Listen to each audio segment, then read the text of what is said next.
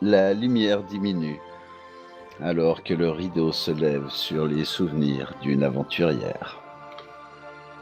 Après avoir quitté les bois humides et les dangers que représentait la ferme Grohl avec nos compagnons blessés, nous avons pu récupérer et nous reposer quelque peu.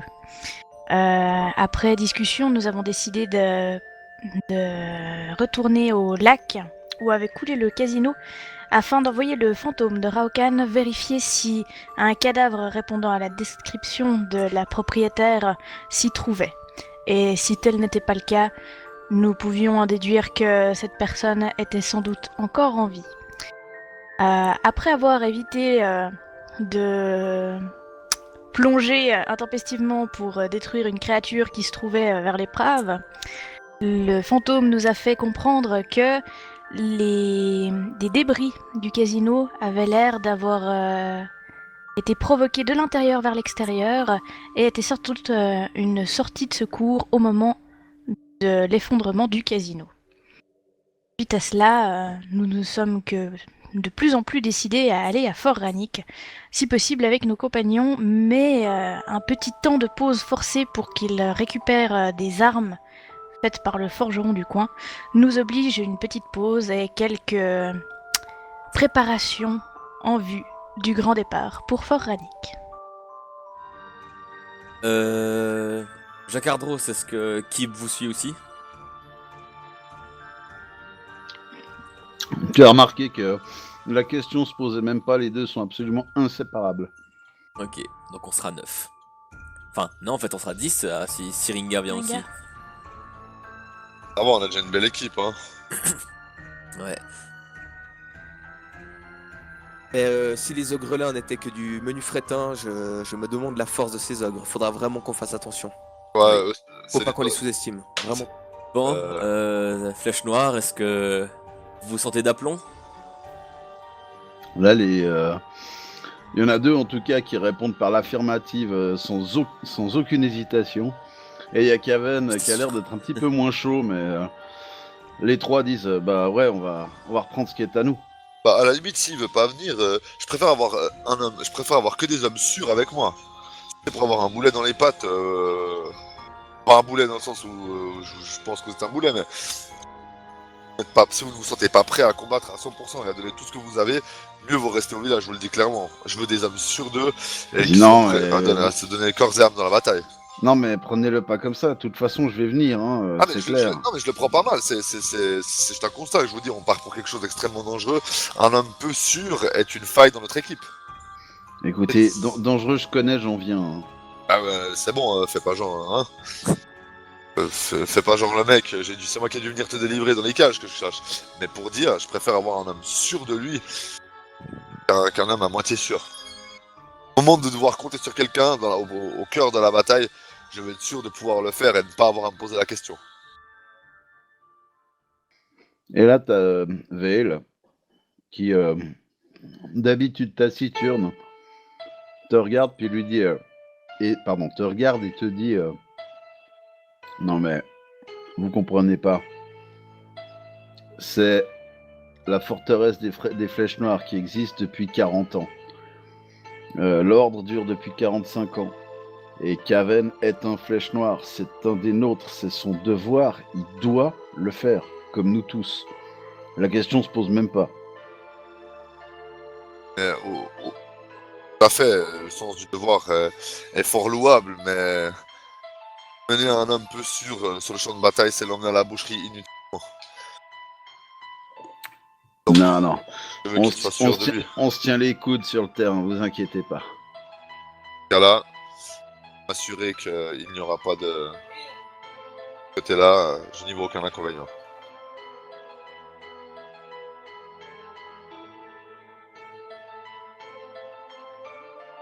Donc mes amis, sommes-nous prêts? Je le suis. Je le suis. Ouais. Je suis Fort Rannick. Dites-moi donc par où vous allez, entre guillemets, attaquer le fort. Vous allez passer par le nord ou par le sud? On t'a mis la flèche sur la map. Celle. En bas à gauche, orange. L'orange parle Suède. Ouais. Le but c'est vraiment d'arriver, dès qu'on arrive près du fort, c'est de se coller à la falaise et de la longer le plus discrètement possible. Mhm. Et puis déjà on avisera déjà par là. Ok. Fait donc de rentrer par le lac, par là. T'as mis une flèche? Bien. Donc vous minutez le trajet, etc. avec l'aide des flèches noires qui vous indiquent par où effectivement passer, par où vous pouvez faire une halte pour arriver de nuit. Et puis donc vous faites gentiment route et arrivez alors que la nuit est tombée comment dire, depuis quelques dizaines de minutes, peut-être une demi-heure, peut-être une heure. La nuit est tombée et le fort est dans l'ombre. Et vous arrivez devant le fort, vous pouvez. Et puis vous longez donc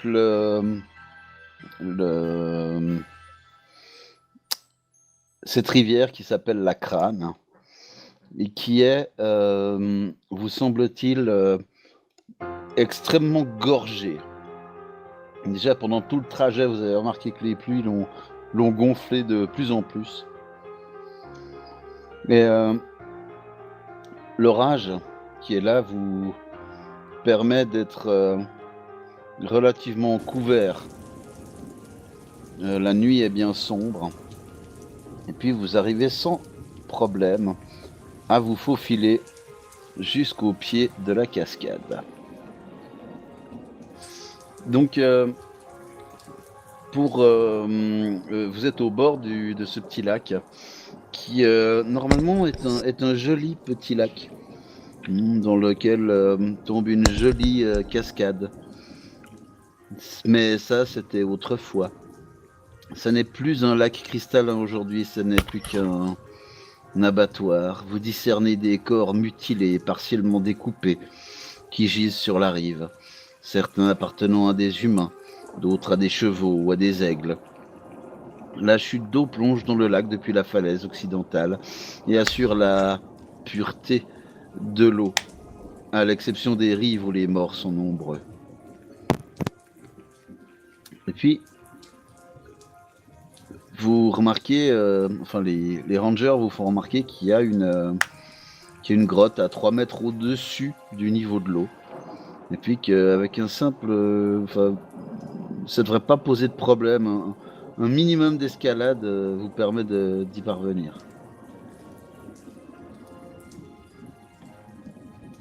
Ça dérange. Alors, je vais parler bas, hein, parce qu'on sait jamais, mais. Est-ce que ça dérange mes camarades si je prends la tête de l'expédition à partir de maintenant? Oh non, vas-y Strandil. J'aimerais être le premier à entrer.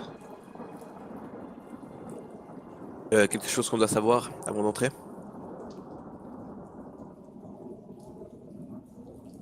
Non, enfin, faudrait savoir exactement par où vous voulez aller. Vous voulez aller dans la cour ou bien vous voulez aller dans les sous-sols du manoir? Dans la course, ça me paraît un petit peu dangereux, non?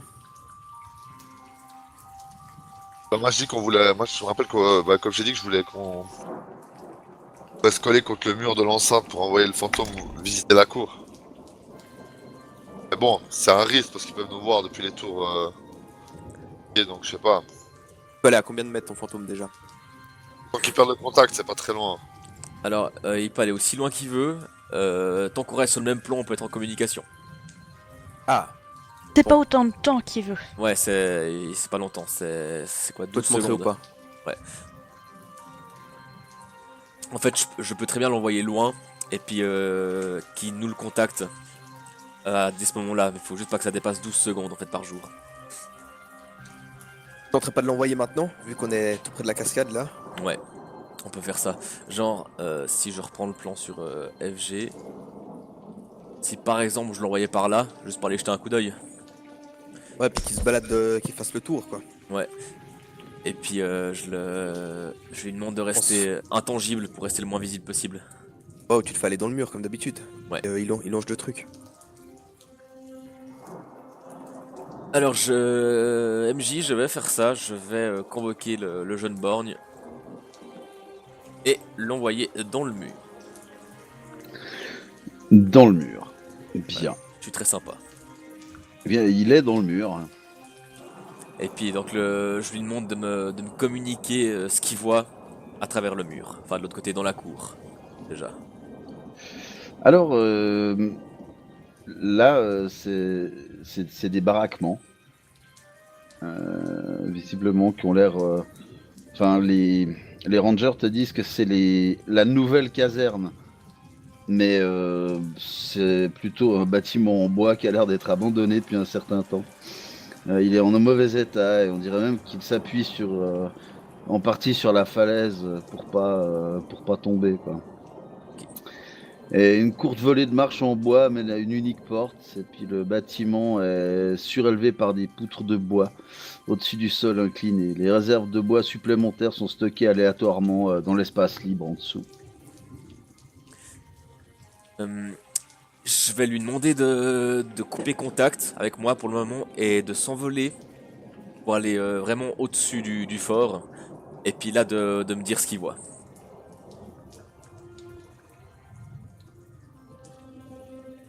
C'est-à-dire surtout s'il voit en fait des mouvements ou des ennemis.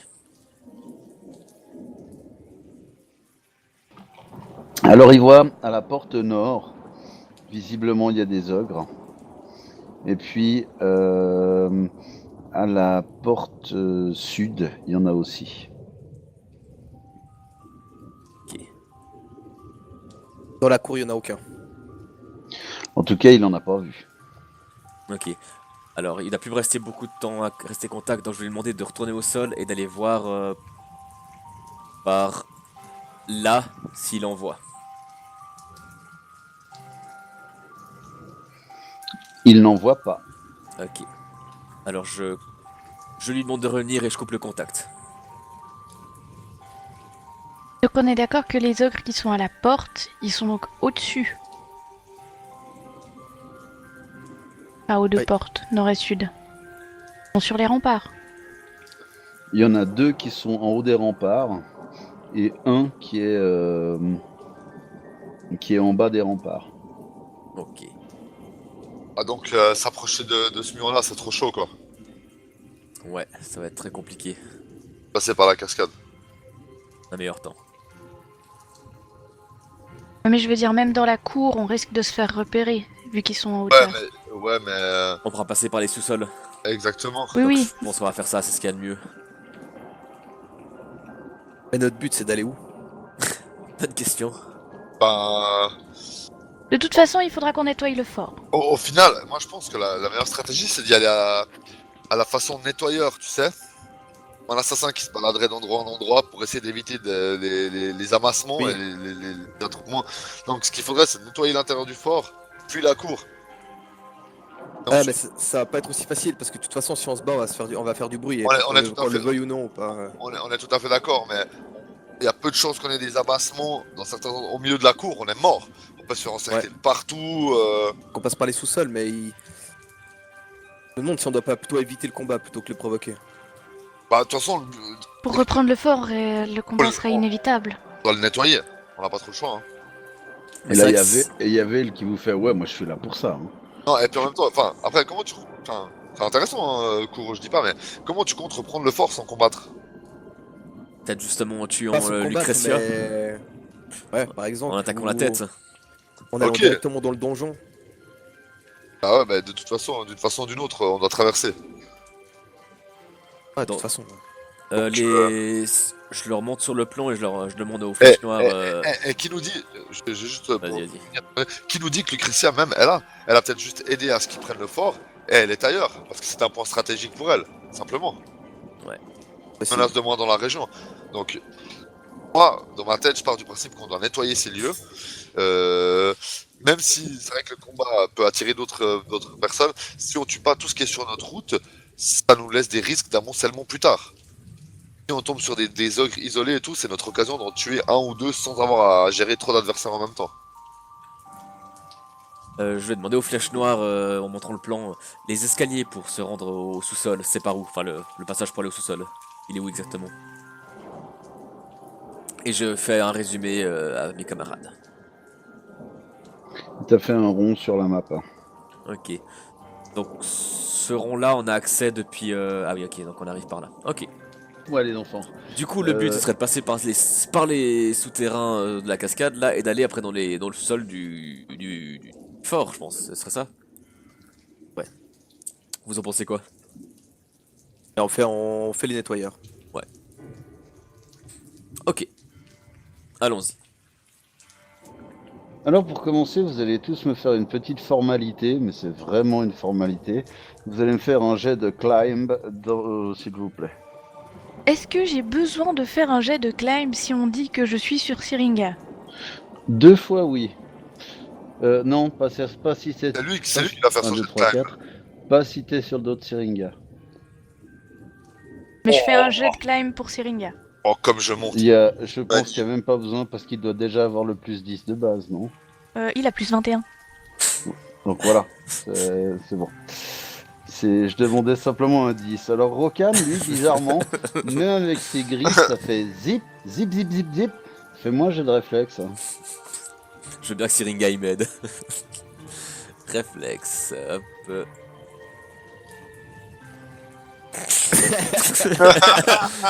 Là, vous entendez Te crache sur le... les mains, tu- Le chat en paye. Exactement, vous entendez le crissement des griffes sur la pierre.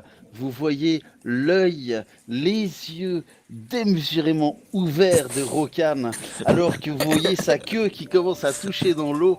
Les poils se hérissent sur toute sa queue, sur tout le dos, et c'est les yeux paniqués et demandant pitié que vous le voyez tomber et plonger dans un miaulement pitoyable. Je ne miaule pas. Ah, si le MJ Dans l'a mon dit, histoire, tu miaules. le MJ l'a dit, c'est lui qui est maître des lieux. Bon bah, j'en tente le coup, je remonte, hein. Moi, j'aurais pu l'aider, mais j'adorais la description de Fred. Refais-moi un jet de sauvegarde, bravo. Non, un jet de grimper, s'il te plaît.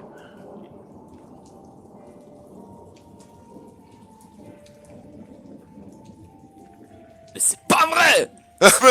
Ah bah les griffes sont mouillées maintenant. Bon. Là, tu arrives à ne pas tomber. Il te faut quelques efforts de plus. Mais ouais, tu t'aperçois que t'aurais peut-être dû te faire les griffes. Ça faisait un moment que tu les as pas faites. Est-ce que je peux lui filer un coup de main pour qu'il monte plus vite? Est-ce que Chalelou Ah, mais c'est bon, attends, est-ce que il y Chalelou arrive. a vu ma façon de grimper comparée à celle de Rokan? Oui, bien sûr. Bien Je sûr. Je regarde Srendil, puis je dis on aurait dit un homme félin. Ah ouais. Ouais, je sais. Moi, je m'épouse. Ouais, la grimpe, c'est si barbare. Je laisse ça Ah ouais, je laisse ça aux non-intellectuels. J'ai essayé d'escalader une fois aussi. T'inquiète pas. T'inquiète pas, Rokan, je comprends. Alors, vous allez, au moment où vous êtes tous rentrés dans la petite antichambre, vous remarquez que le sol de cette grotte est constellé de flaques. Il y a des plaques de mousse blafarde et de champignons qui poussent en couches épaisses sur les murs, tandis qu'au nord, un passage de 1,50 m de large monte dans le noir. Un chemin de planche détrempé mène de l'ouverture sud-est à une autre ouverture dissimulée par le rideau d'eau de la cascade. Et donc, le sol est très très glissant. Alors je vais vous demander à tous de me faire un petit jet d'acrobatie, s'il vous plaît. Non, Rokan. Et 15. moi j'ai fait 18, mon gars, je suis royal. Ah Moi, je suis en putain. train de patiner, mec. Holiday on Ice, mec. Mais c'est pas vrai. Donc, vous avez un Moi homme je passe juste chat à côté de toi, qui, mec. qui, comme une grosse merde, a les quatre pieds, les quatre pattes aux quatre points cardinaux. Il est en train de tourner au sol. Ah bon. Attendez, faut que je me lève. Je me lève qu'un truc. Oh putain. Je fais un jet de bluff pour faire croire que c'est fait exprès. Voilà. Tu m'as pas convaincu. Et là, vous voyez, il continue à tourner en rond, sauf que ce coup-ci, il est sur le dos en train de jouer du violon en vous regardant. Ah putain. Quel, Ah, l'entrée quel chat en carton quoi. silencieuse. Les autres, il arrive, il est sur le dos en train de glisser. Et donc, vous avancez jusqu'à l'ancienne armurerie. Et les seuls trucs que vous voyez qui traînent encore dans l'ancienne armurerie, c'est pas grand chose. Mais là, il y a le premier à passer devant, c'est Veil. Il se retourne puis vous fait. Maintenant, il faut avancer tout doucement et faire le plus grand calme. Juste dans l'armurerie, il y a un couple de lézards voltaïques. Alors, vraiment, on fait tout tranquille, tout calme, ils nous attaqueront pas. Mais il faut surtout pas toucher à leur nid et il faut pas faire trop de bruit, ok? Je transmets tout ça à Syringa et qui se tiennent à carreau. Alors Syringa, lui, il les a déjà reniflés, visiblement. Et puis, il vous regarde, les autres, il fait, vous avez compris? Oui, oui. Bon. Alors, vous allez tous me faire un jet de discrétion, s'il vous plaît. Oh, La 3D, celui-là. Oui, dans la tour AD, soyons fous. Alors, Allez. Et donc, vous voyez, effectivement, il y a deux lézards voltaïques. Vous faites un petit peu de bruit. Ils se retournent vers vous, ils vous regardent. Ils ont l'air de palper l'atmosphère avec leur langue, dans votre discrétion. 1, 2, 3, 4. Ils ont l'air de palper l'air dans votre direction à l'aide de leur langue. Et puis, vous prenez directement sur la droite. Et puis, vous arrivez vers un boyau qui descend dans les profondeurs de la terre. Donc, vous commencez à avancer dans ces grottes humides qui ont été creusées dans la terre et le roc. Vous voyez que ça serpente et ondule. Presque vous en donnez le vertige. Parfois, elles se réduisent à moins d'1 mètre de large. Par endroits, des racines mises à nu pendent au plafond comme des griffes. Et vous remarquez qu'il y a effectivement une importante colonie de lézards voltaïques qui habitent dans ces tunnels. Donc vous pouvez avancer gentiment. attends, faut que j'avance. C'est trop vite, hein. Comment réagissent les lézards quand on passe Alors, 4 monts dessous d'eux? comme je vous disais, les lézards ils sont principalement dans les espaces un petit peu plus grands. Et du moment que vous passez doucement et que vous vous montrez pas agressif, ils se laissent passer outre sans être plus agressif que ça. Et puis il vous dit en chuchotant, il fait bon écoutez, là on va arriver au niveau des anciennes, enfin on va arriver au niveau des prisons. Alors on va déboucher par une porte secrète dans un entrepôt. Et puis après, là il y aura un escalier qui montera. Alors là c'est juste les cellules pour l'instant. Et puis il continue sa marche. Et les rangers continuent à avancer avec vous. Et là il n'y a plus beaucoup de place. Et en fait, vous remarquez que Jacques Ardros il se met bien sur le côté pour laisser passer. Là, c'est Srendil, le cas échéant.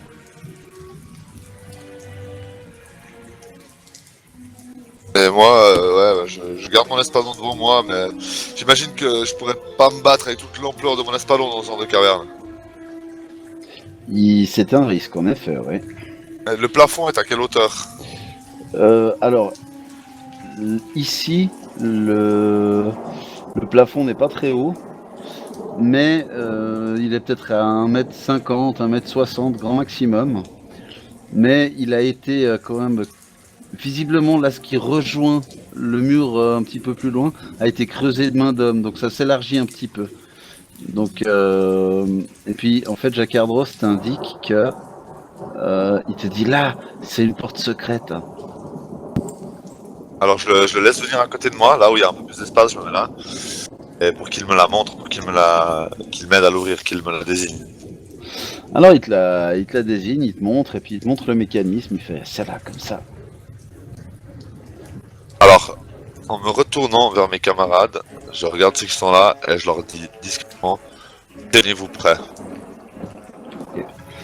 Alors tu actionnes le mécanisme qui étonnamment ne fait pas trop de bruit. Et tu sens que c'est actionné, il te reste plus qu'à pousser la porte pour pouvoir l'ouvrir en fait. Alors, je vais la pousser très délicatement. Alors tu sais, je vais me mettre contre la porte, je vais pousser un tout petit peu avec mon épaule, Ouais. et de façon à être face à l'ouverture, enfin je sais pas sûr comment, avec mes yeux suivre l'ouverture, pouvoir balayer du regard, avoir mon espadon dans les deux mains, plutôt que genre une main sur la poignée, enfin pour pousser la porte et une main. Alors la porte s'ouvre effectivement, le pivot est à gauche, donc l'ouverture se fait vers la droite là. Ouais, donc moi j'ai mon épaule gauche appuyée contre la porte, si tu vois ce que je veux dire. Mhm. Et je pousse légèrement avec genre mon épaule et mon coude pour avoir mon espadon entre mes deux mains au moment de l'ouverture. Et de pouvoir balayer au fait du regard la salle en même moment que la porte. D'accord. Alors, tu ouvres donc la porte.